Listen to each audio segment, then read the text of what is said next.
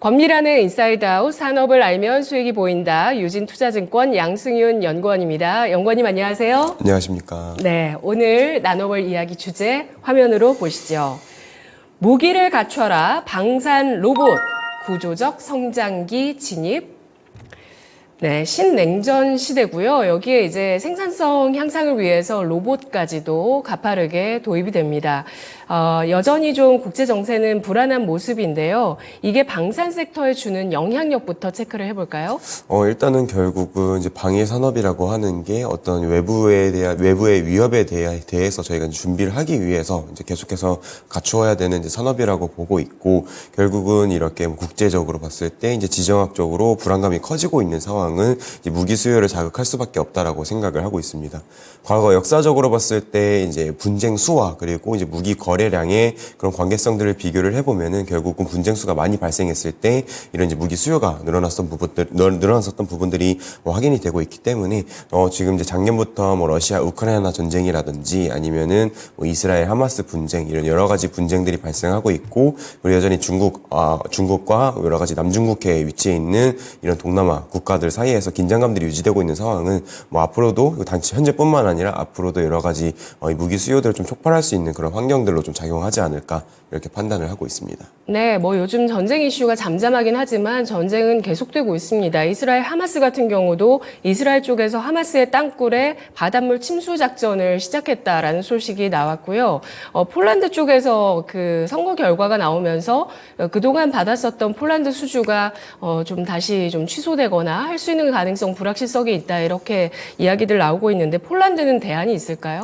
일단은 지금 폴란드 같은 경우는 이제 이번에 저희 투스크 정권으로 정권이 교체가 이루어지면서 네. 이제 과거 이제 기존 정권에서 계약했었던 뭐 이제 물량들 이제 여러 가지 방산 계약에 대해서 이제 뭐 취소할 수 있다 이제 이런 여러 가지 이제 보도들이 나오고 있는 상황인데, 저희는 이제 저희가 1차 뭐 2차 이렇게 해서 이제 확정 계약으로 나왔던 부분들, 이제 구속력이 있는 계약으로 나왔던 부분들에 대해서는 이제 취소하기는 어려울 것이다라고 생각을 하고 있고요.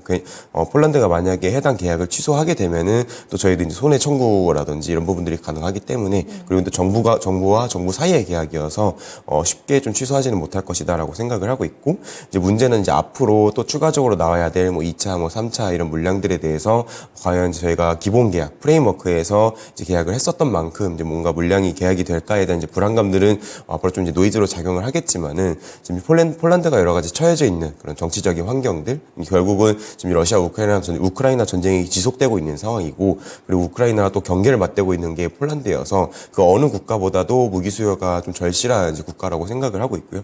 다만 현재 여러 가지 무기 시장들을 지켜봤을 때 뭐 독일이나 아니면은 뭐 미국이나 이런 주변 국가들 이제 우방국들의 이런 무기 생산 능력 자체가 아직까지 많이 올라오지 않은 상황이어서 한국처럼 좀 빠르게 납기를 해줄 수 있고, 그리고 또 저렴한 가격에 납품을 해줄 수 있는 국가는 사실 한국이 좀 유일하다라고 생각을 하고 있어서 뭐 여러 가지 단기적으로 노이즈는 발생할 수 있겠지만은 이제 긴 흐름에서 보면은 저희가 이제 폴란드 쪽으로 여러 가지 무기 수출을 하는 부분들은 크게 변함은 없을 것이다라고 저는 판단을 하고 있습니다. 네, 내년에 전 세계 인구 42억 명이 선거에 참여한다고 합니다. 내년에 76개국에서 선거 일정이 있다고 하는데요. 이 중에서 미국 대선이 가장 큰 이슈가 되겠죠. 내년 11월에 이제 대선이 있는데 각 후보가 당선됐을 때 방산이나 또 글로벌적인 영향력 어떤 부분을 지켜봐야 될까요? 일단은 말씀해 주신 것처럼 이제 내년 11월 달에 미국에서 대선이 예정이 되어 있습니다. 지금 뭐 이제 바이든 대통령이 다시 한번 이제 재출마하는 흐름이고, 그리고 이제 공화당에서는 현재 이제 후보 1등으로 지금 트럼프가 이제 존재하는 상황이어서 이제 바이든과 그리고 트럼프 이 두 양자 간에 좀 대결이 되지 않을까 저희는 이렇게 예상을 하고 있고요. 만약에 지금 현재 바이든 정권의 이제 지지율 같은 것들이 과거 이제 역대 대통령들의 지지율과 비교를 해봤을 때 굉장히 좀 낮은 추이들을 좀 보여주고 있는 상황이어서 이제 시장 일각에서는 이제 트럼프 대통령으로 이제 교체되는 그런 가능성들을 좀 염두해야 되지 않느냐 좀 이렇게 보고 계시는 것 같고요. 뭐 이제 저희가 이제 향후 내년에 이제 트럼프 정권으로 교체가 됐을 때 좀 어떻게 될까에 대한 부분들을 좀 정리를 해드리면은 저희 트럼프 정권이 과거 집권을 했었던 부분들이 있으니까 이제 과거의 그런 대외 정책 기조나 이런 것들을 좀 참고를 해보면 크게 이제 두 가지 포인트가 있을 것 같습니다. 일단 첫 번째는 이제 미국 우선주의.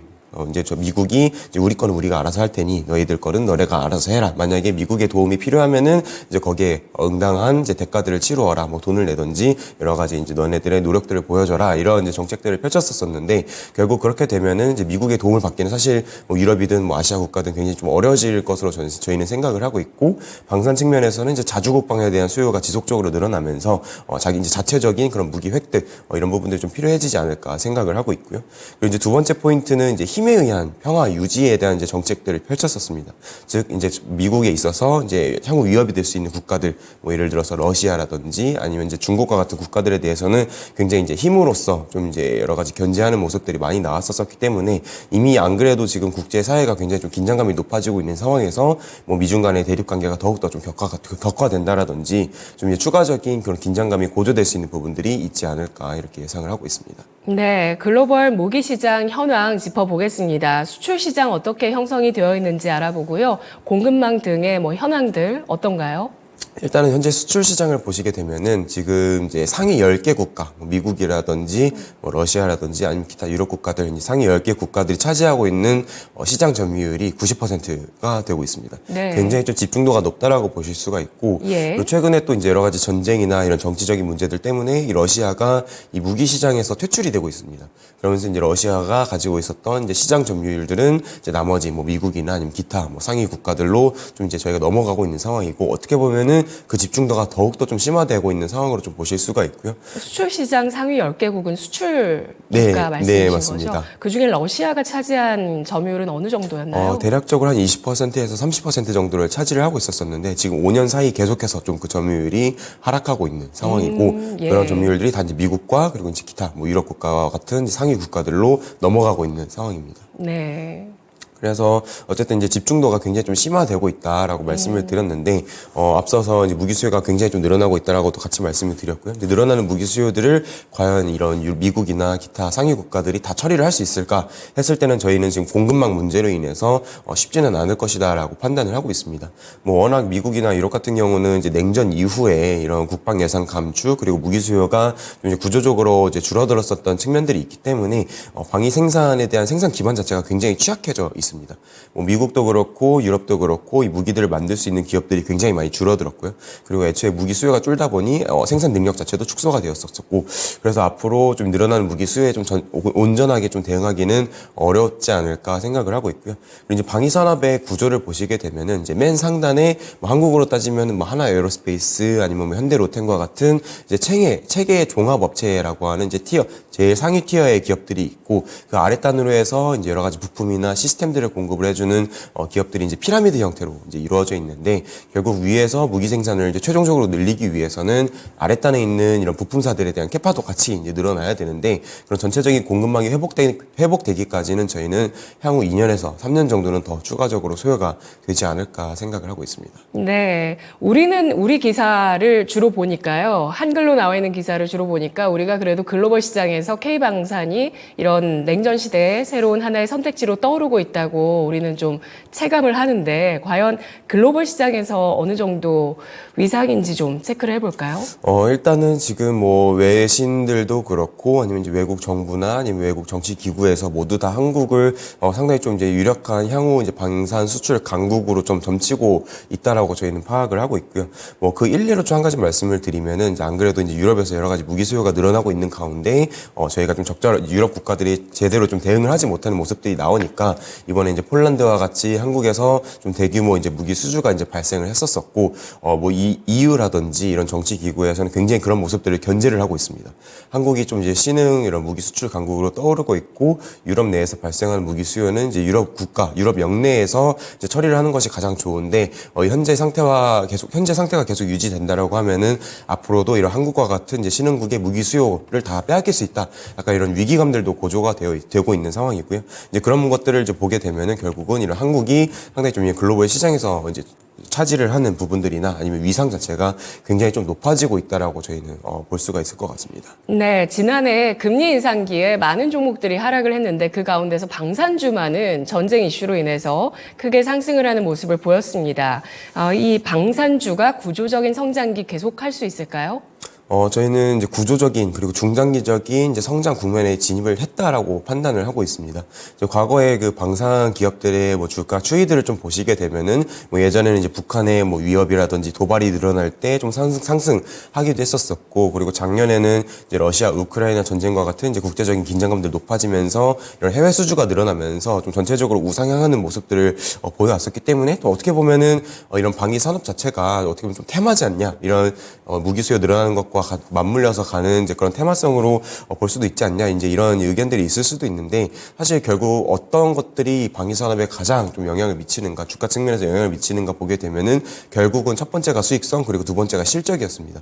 그래서 단순히 이런 이벤트 중심, 당연히 긍정적인 부분들 영향을 미치겠지만은 결국 이제 실적이 중요하다라고 저희는 판단을 하고 있고, 그 실적 측면에서는 뭐 당연히 내수 방산에서는 지속적으로 국내 한국의 이런 국방 예산이 늘어나고 있는 상황이어서 견조한 상황이고, 거기에 대해서 이제 지난해 그리고 지지난해에 이제 다수 좀 수주를 했었던 해외 수주들이 본격적으로 올해, 내년, 내후년 이제 실적으로 반영이 되는 시기에 진입을 하기 때문에 지속적인 실적 증가 그리고 수익성 개선에 따라서 이런 주가 차원에서도 이제 중장기적인 리레이팅이 이루어질 것이다라고 저희는 판단을 하고 있습니다. 네, 눈여겨볼 만한 K방산 무기 뭐가 있을까요? 그리고 뭐 수주 차원에서 뭐 집중도가 있다든지 이런 무기가 있을까요?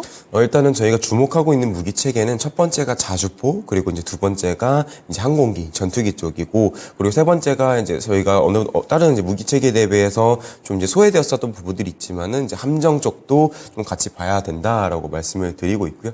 뭐 자주포와 같은 이제 포병 무기 체계는 사실 지난 수십 년간 매력도가 점점 줄었었던 무기 체계입니다. 왜냐면은 이제 포병 무기라는 게 옛날부터 있었던 재래식 무기이고, 현재 무기 시장에서는 이런 재래식 무기보다는 이제 첨단 무기들, 뭐 전투기라든지 아니면 미사일이라든지 이런 것들의 수요가 좀 늘어왔었기 때문에 어떻게 보면 이제 포병 무기에 대한 관심도가 좀 상대적으로 떨어졌었던 측면들이 있지만은, 이번에 러시아 우크라이나 전쟁이 발생을 하면서 이런 전면전이 발생했을 때 결국 또 중요한 부분들이 이런 지상 무기 체계를 활용한 화력 지원이다라는 것들이 다시 한번 좀 부각이 되고 있는 상황이어서 이런 포병 무기 체계가 좀 수요가 늘어나고 있는 상황이고, 그런 포병 무기 체계 중에서 가장 잘 만들 수 있는 나라가 어딘가 했을 때는 또 선택지가 한국밖에 없는 상황이어서, 물론 이제 독일이나 뭐 미국도 있지만은 아까 말씀드렸던 것처럼 이런 포병 무기에 대한 매력도가 좀 떨어지다 보니 해외에서는 이런 자주포 포병 무기에 대해서 투자를 많이 안 했었습니다.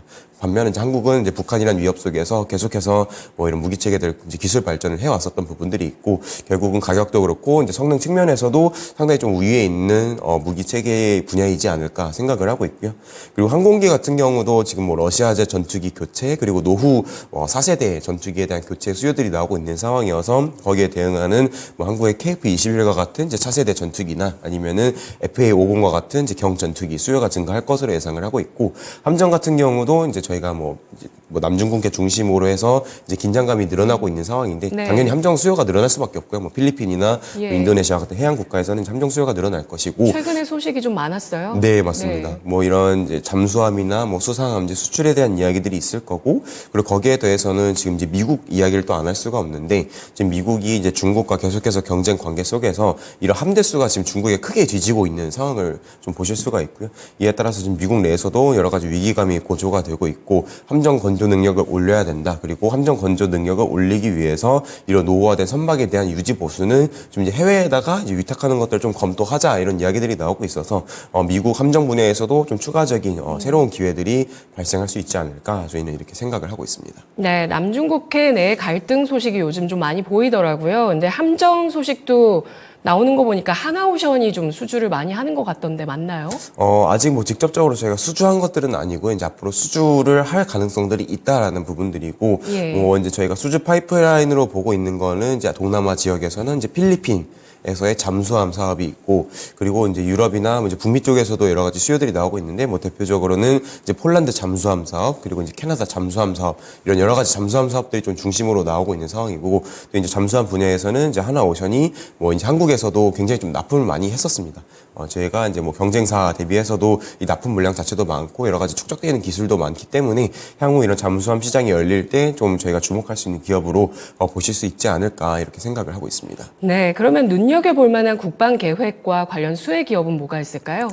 저희가 이제 보통 이제 국방 분야에서는 이제 중기 계획 같은 것들을 발표를 하십니다. 뭐 최근 지난해 말에는 이제 23년도부터 27년도까지의 국방 중기 계획이 발표가 되었었고, 그리고 어제 같은 경우는 이제 24년도부터 28년도까지의 중기 계획이 이제 발표가 되었는데, 뭐 작년도 그렇고 올해도 그렇고 이제 발표된 내용들을 좀 이제 살펴보면은 가장 중요한 게 지금 삼축 체계라고 하는 뭐 미사일 방어 체계, 아니면 이제 북한에 대한 대량 응징 보복이라든지 이런 킬체인이라든지 이런 북한의 비대칭 전략에 대응하는 이제 한국의 그런 군사적 능력을 갖추자라는 정책들이 좀 이제 중점적으로 펼쳐가고 있는 상황이고요. 거기서 결국 가장 중요하다라고 보고 있는 거는 이제 유도 무기 체계다라고 보고 있어서, 향후 이런 한국의 뭐 삼축 체계 구축과 관련해서 뭐 LIG 넥스원의 천궁이나 아니면은 LSAM 그리고 LAMD와 같은 여러 가지 방어 체계에 대한 수요들이 좀 지속적으로 늘어나지 않을까, 저는 이렇게 판단을 하고 있습니다. 네, 미중 갈등이 그 레드라인 가운데 하나가 대만입니다. 그래서 이런 갈등을 놓고 패권 다툼을 하는데 그 해양 쪽의 패권 다툼이 일어나고 있다고 보시는지 궁금하고요. 국내 수혜가 있을지도 알아볼까요? 당연히 지금 해양 쪽에서도 지금 미국과 그리고 중국 간의 갈등이 굉장히 심합니다. 이제 중국은 어떻게 보면은 이제 남중국해까지는 이제 자신들의 영해다라고 이제 주장을 하고 있는 상황이고요. 저희가 뭐 흔히 전문적인 용어로는 뭐 1도련선, 뭐 2도련선 이렇게 하고 있는데, 그 여러 가지 라인 안에는 다 중국 땅이니까 이런 외세에 대한 접근을 좀 막자. 라는 이제 정책들을 이제 중국은 펼치고 있고, 미국은 이제 거기에 대해서 이제 항행의 자유작전이라고 하는 이제 중국의 좀 어떻게 보면은 자극할 수 있는 그런 작전들을 이제 펼치고 있는 상황이어서 상당히 알게 모르게 긴장감 자체는 크게 좀 유지가 되고 있는 상황이고, 아까 말씀드렸던 것처럼 미국 함대 수 자체가 지금 중국한테 조금 이제 밀리기 시작했습니다. 물론 당연히 그런 함정의 뭐 성능이나 아니면은 이제 함정의 그런 기술력이나 이런 측면에서는 당연히 미국이 중국보다 훨씬 앞서 있는 측면들이 있지만, 어쨌든 물량으로 봤을 때는 이제 중국이 늘어나고 있는 상황이고, 2030년이 되면은 이제 중국이 보유하고 있는 함대 수가 미국의 1.5배가 될 것으로 예측을 하고 있는 상황이어서, 미국도 이제 빠르게 좀 이제 함대 수를 늘려나가야 되는 상황에서 어떻게 보면 좀 미국 자체적으로는 좀 처리하기가 힘드니 이런 부분들이 일부 이제 해외 쪽으로 이제 수요가 나올 수 있지 않을까 생각을 하고 있고요. 다만 이런 미국의 뭐 함정이나 이런 미국이 쓰는 그런 함정에 대해서는 다 미국 내에 있는 조선소에서 만들어야 된다는 규정이 있는 상황이어서 이제 한국 기업들의 이제 미국 함정, 미국의 이런 조선소들에 대한 투자들까지 좀 저희가 염두해보고 볼 수 있지 않을까 생각을 하고 있습니다. 네, 우리의 새로운 방산 시장으로 떠오르고 있는 유럽 쪽 추가 수출 가능성 있을지 알아보고요. 또 이번에 윤 대통령이 올해 마지막 일정, 해외 일정으로 네덜란드 국빈 방문을 했는데, 이때도 반도체뿐 아니라 방산 이야기도 하고 가셨거든요. 여파가 있을지 알아볼까요? 일단은 지금 지속적으로 이제 윤석열 대통령께서 여러 가지 유럽 순방에 자주 가시면서, 최근엔 또 영국도 가셨었고, 예. 이번에 이제 네덜란드도 가시면서 계속해서 이제 방산 협력에 대한 이제 이야기를 하고 있는 그 자체가 저희는 긍정적이다라고 보고 있고, 네. 다만 이제 무기 수요가 앞으로 이제 폴란드 외에 또 어디서 나올 수 있는가 했을 때는, 사실 뭐 네덜란드나 이제 영국 같은 경우는 그런 러시아 위협에서 조금 이제 한 발 먼 곳에 위치하고 있다 보니까, 이제 그런 국가들보다는 이제 당면한 이제 단기 관점에서는 이제 부카레스트 9이라고 하는 이 나토 국가 중에서도 이제 동방 한계선에 위치해 있는 뭐 폴란드도 그렇고, 뭐 루마니아라든지 뭐 에스토니아, 리투아니아 뭐 이런 이제 주변 이제 러시아와 좀 국경이 가까운 그런 국가들 중심으로 해서 이제 무기 수요가 좀 크게 발생을 하지 않을까, 저희는 이렇게 판단을 하고 있습니다. 네, 우리 채팅창에서 방산 전망이 굉장히 밝은데 또 생각 외로 많이 올라와 있네요 라고 의견 주시는 분도 계시는데, 내년도 방산 섹터 투자 전략 어떻게 세울까요? 내년도 같은 경우는 일단 저희는 이제 방위 산업을 일단 전체적인 그런 산업에 대한 분위기, 산업에 대한 업황 이런 것들은 올해도 그렇고 내년엔 더 좋아진다라고 생각을 하고 있습니다. 예. 물론 수주 파이프라인도 굉장히 좀 많이 이제 존재하는 상황이고, 그리고 아까 말씀드렸던 것처럼 이런 이제 수주했던 것들이 본격적으로 이제 실적으로 전환이 되는 시기가 내년 이후이기 때문에 좀 실적 성장도 저희가 기대를 해볼 수 있다라고 생각을 하고 있고요. 다음에 이제 방위 산업을 볼 때 이제 우리가 투자 관점에서 어떤 관점에서 봐야 되는가 했을 때, 저희는 첫 번째가 이제 수주 잔고를 먼저 먼저 보시라라고 말씀을 드리고 있고, 그리고 두 번째 포인트가 이제 앞으로 얼마나 수주가 더 쌓일 수 있는지 수주 파이프라인을 보자 말씀을 드리고 있고, 이제 세 번째는 또 이제 긴 호흡으로 5년 뒤, 뭐 10년 뒤에도 뭔가 지속적으로 수출이 될 수 있고, 뭐 이제 그런 아이템을 개발을 하고 있는지 미래 성장 동력을 가지고 있는지 관점에서 봐야 된다라고 좀 말씀을 드리고 있고요. 말씀드렸던 그 세 가지 관점에 가장 좀 부합하는 기업이 어딘가 했을 때는 저희 이제 한화 에어로스페이스다라고 생각을 하고 있어서 현재 한화 에어로스페이스를 탑픽으로 말씀을 드리고 있습니다. 네, 연구원님 오셨는데 로봇 이야기 안 하면 섭섭하죠. 로봇 시장, 웨어러블 로봇 시장이 태동하고 있습니다. 내년에 삼성 시니어 웨어러블 로봇 보핏이 출시될 것으로 전망이 나오고 있는데 주목할 신제품 또 있을까요? 일단은 뭐 지금 뭐 여러 가지 이제 언론 보도상에서 이 웨어러블 로봇이 좀 출시가 뭐 연기된다 이런 이야기도 있긴 하지만은 예. 앞으로 계속해서 이제 삼성이 한번 개발을 하고 있고 계속 사업 준비를 하고 있는 측면들이 있어서 내년도 이후에는 그런 웨어러블 로봇과 같은 이제 퍼스널 로봇 분야가 좀 이제 태동을 하지 않을까 기대를 하고 있고요. 거기에 대해서 내년에 좀 추가적으로 공개가 기대되는 부분들은 사실 요즘 로봇 시장을 둘러보시면 휴머노이드에 대한 관심도가 굉장히 높아지고 있습니다.